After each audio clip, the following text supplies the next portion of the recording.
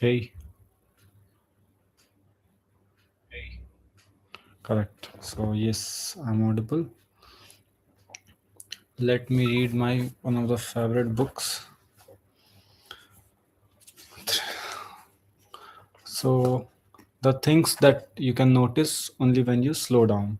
How to be calm in this busy world. Okay. So I thought the thing is I was going to finish this book, but then I thought let's create some memory for future myself as well, and let's read some pages of it online because I love this book so much. So, three liberating insights. One spring day, as I turned 30, I looked into my mind and realized three things. The moment I realized them, I knew what I had to do to be happy. First, people are not as interested in me as I had always believed. First, this is the first point. People are not as interested in me as I had always believed. I cannot remember what my friend was wearing when I saw her a week ago, or how her makeup was, or what her hair was like. If I cannot remember, then why would she remember similar things about me? Correct. Although we do think about others from time to time, it is rarely for more than a few minutes. When we are done thinking about other people, our minds revert to what immediately concerns us. Why should we spend so many hours of our lives worrying about how we appear to others? Second, not everyone has to like me. After all, I do not like everyone, correct? Second, not everyone has to like me. After all, I do not like everyone. Certainly, for all of us, there are politicians, co workers, clients, and family members as we simply cannot stand. There's no need to torment yourself because someone dislikes you. Accept it as a fact of life. You cannot control how others feel about you. If someone does not like you, let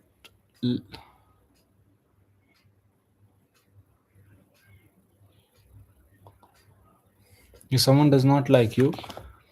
Third, if we are brutally honest with ourselves, most things we do for others are in fact for ourselves.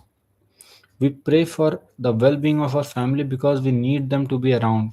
We shed tears because when our partner dies because of the impending loneliness, we sacrifice our children in the hope that they will grow up in a way we want. Unless we become enlightened like the Buddha or Jesus, it is difficult to abandon our deep rooted preoccupation with ourselves. Stop worrying about what others think. Stop worrying about what others think and just do what your heart wishes. Do not crowd your mind with what ifs. Uncomplicate your life and own up to your desires. Only when you are happy can make help people a happier place. See, this book is like this book in mid this book have multiple beautiful pictures like that, and this book is not boring for sure. See, and there are 2 3 pages of continuous story. Then there are simple quotations, small quotations like this. First one says, "Do not let people's opinion of you determine who you are. Instead of worrying about what others think, devote yourselves to your dreams. When someone does not like us, it is not our problem but theirs. Not everyone will like us. This is a problem only we let it bother us. By complaining that something we have to do is too hard, we add another layer of difficulty. Correct. Take a deep breath and just do it. Correct. Write down on a sheet of paper the names of the places you want to travel to before you die, the people you hope to meet, the concerts you know you'll enjoy, the sports game you're dying to see, the restaurants you have to try. Then experience everything on the list, item by item. Nobody needs to know about the list. Allow yourself a little secret of your own. It will feel good to do something just for yourself. Correct? Let's do it. Let's do it. Life is like jazz. Much of it is improvised. We cannot control all the variables. We must live it with panic and flair, regardless of what it throws at us. We can love our family and pray for their happiness. We can give advice and help when needed, but we can neither make decisions for them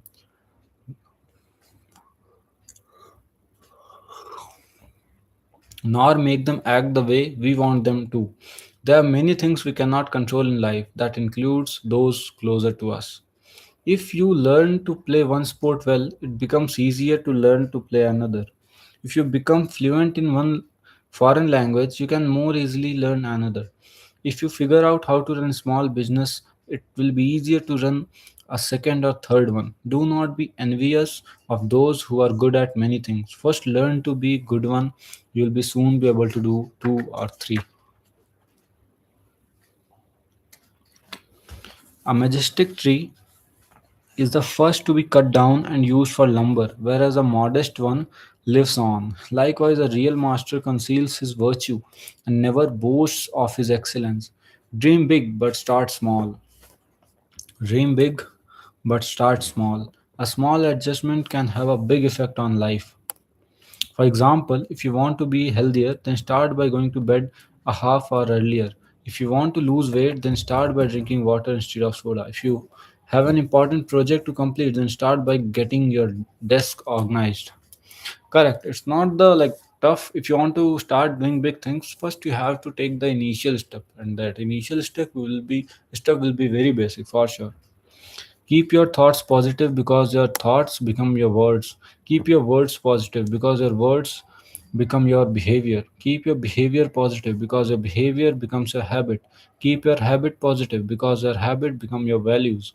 Keep your values positive because your values become your destiny. Your mind cannot Your mind cannot hold two thoughts at once. This means that a single thought can occupy your entire mind. Whether good or bad, everything stems from a single thought. If we are careful with the first thought, even tragedies can be prevented. We prefer the right words to the wrong words. We prefer honest words to the right words. We prefer real acts to honest words. How you speak is often more important than what you say. And actions speak louder than words. Knowledge wants to talk, wisdom wants to listen. A foolish person thinks, I already know that. He keeps anything new from coming into his mind. A wise person thinks, I don't know the whole story. She opens herself up to even greater wisdom. An ordinary person mainly notices particular things he likes or dislikes. A wise person notices both the whole and the particulars. When you share your problems with your friends, you do not expect them to have the solution. You're just grateful they are there for you and willing to listen. If someone shares his problem with you, don't feel the need to have the solutions. Just listen sincerely. This is often more helpful.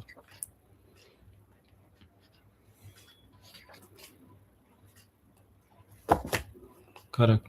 If you can't help them give a solution, the least you can do is listen them out. Correct. When I look deeply within myself, I realized what it is that I really want from others. Attentive ears that listen to what I am saying, kind words that acknowledge my existence and worth, gentle eyes that accept my flaws and insecurities. I resolve to be the person who around me. A bad driver breaks often. A bad conversationalist also breaks often, interrupting the flow with his own stories. Correct, correct, correct, correct. You can fool someone for a moment, but it is hard to fool someone for long. Time will tell if someone has spoken from his heart or made things up to get what he wanted. Even if he got what he wanted with a momentary lie, the fact that he lied will stay with him until the day he dies. When there is no envy or expectations, even the wealthiest and most powerful person is just another human being. Only when we are envious of what he has or expect something from him do we become discontented or lose our composure. Swindlers love to sweet talk about future gains, insisting that things will work out if we listen to them. When our greed is awkward, we are cheated. A clever negotiator leads the other party to think they have won while getting everything he wants. Correct. If the other party feels flattered and superior and lets the clever negotiator have his own, it is the really negotiator that who has won. Correct. A cruel irony. The reward for someone who works hard is even more work.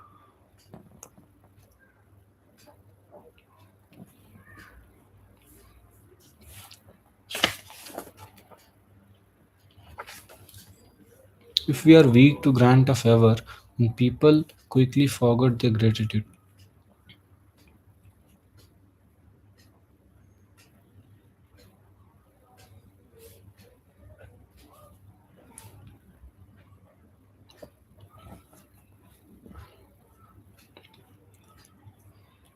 Correct. If you are quick to grant a favor, then people quickly forget their gratitude. If we grant a favor with several conditions, then people express immense gratitude. The reward for someone who works hard is even more work.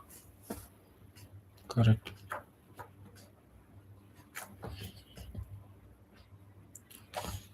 The future. Now we are on the seventh chapter that says the future.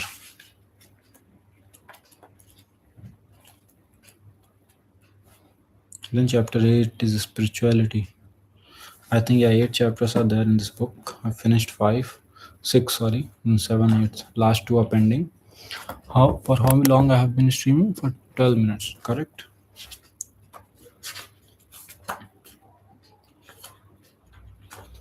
Correct. One word of encouragement can change the future.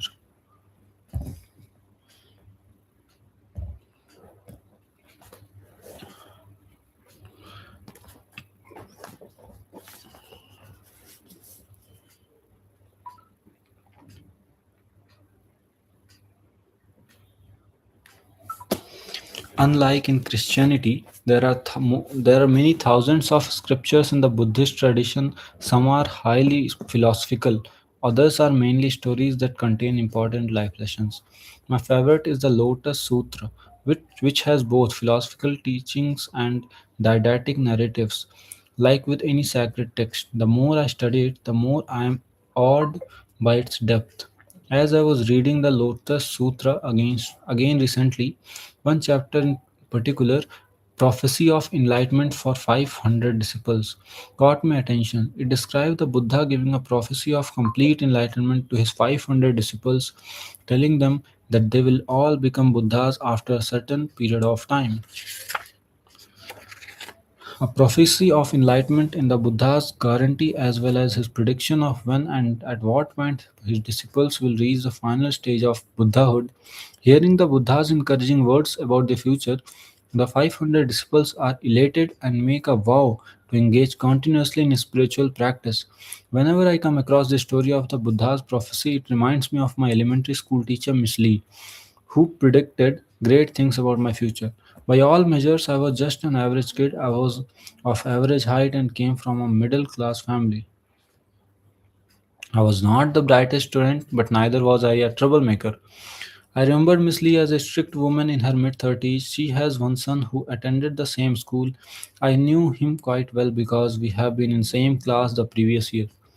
One day, as I was walking across the yard after school, Miss Leeson came up to me and invited me over to play at his house. He said, he said his parents had bought him some new toys. I was very much tempted but was afraid I might run into Miss Lee. Understanding my hesitation, my friend assured me that his mom rarely come home before 4 o'clock. I agreed to play with him only if I could leave before 4 o'clock. We had a lot of fun playing with his new toys. I became absorbed in playing and completely forgot about the time when the front door swung open and my teacher walked in.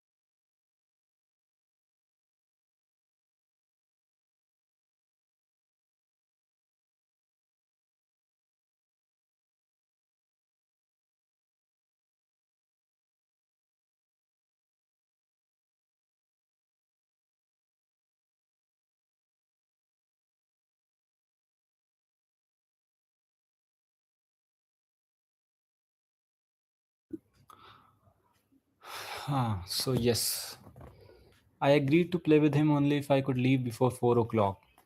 We had a lot of fun playing with his new toys. I became absorbed in playing and completely forgot about the time when the front door swung open and my teacher walked in. I tensed up, worried that I would be chastised for playing instead of doing my homework. To my surprise, Miss Lee greeted me with a big smile. She spoke to me warmly and gave me a hug as I thought I was her son. In her embrace, I realized she was actually a kind and loving person, but she had no choice but to appear strict at school because she had to maintain control over the class. She gave me a snack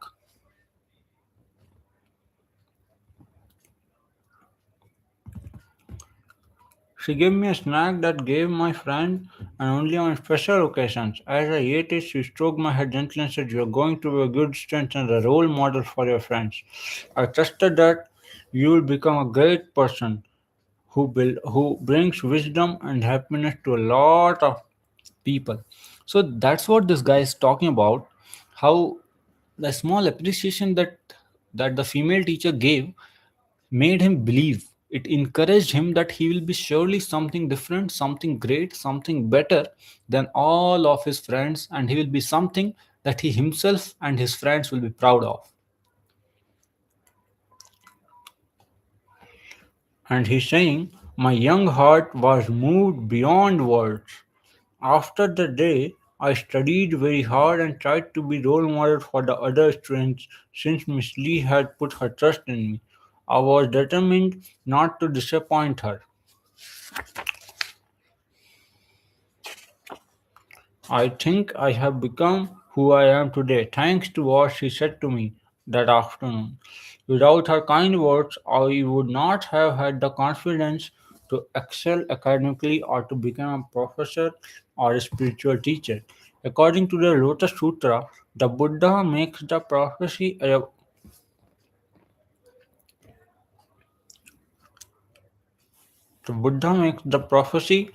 for his about his disciples because he has a supernatural ability to foresee what they would achieve in the final stage of Buddhahood. But I do not think they automatically attained enlightenment because they received the Buddha's prophecy. I think it has to do a lot with the Buddha's faith in them, which motivated them to work harder to accomplish what the teacher predicted. Like Mr. Lee words to me, the Buddha's trusting words and his loving gaze transformed the lives of his 500 disciples. One word of encouragement said with kindness and hope can change a person's future the way it did for 500 disciples and for me. See such a beautiful page designed.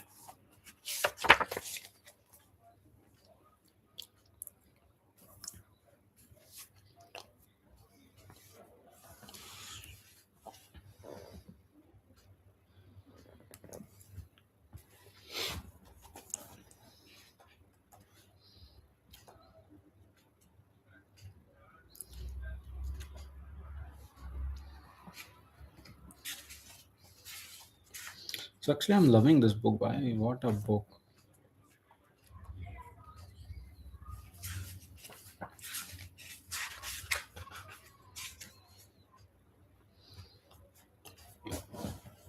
Okay, so right now the streaming is of 22 minutes. I'm on page number 206. How many more pages I have to read? 265. I have to read 60 more pages. I think I can finish it by today itself. In night, I will stream again since I want to finish this book. Yeah, correct. Okay, then. See you guys. See you in the next stream. Maybe night or something. Yes. Bye bye.